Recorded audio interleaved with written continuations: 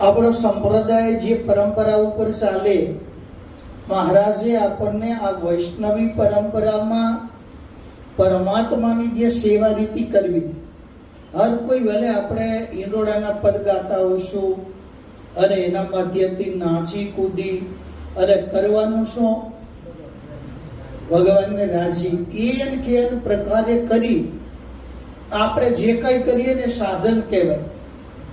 આપણે સાધક છીએ, સાધક સાધના કરે અને સાધ્યને પ્રાપ્ત કરવાનું. ત્રણ હોય: સાધક, સાધના અને સાધ્ય. સાધ્ય એટલે આપણા ઈષ્ટદેવ, આપણા પરમાત્મા.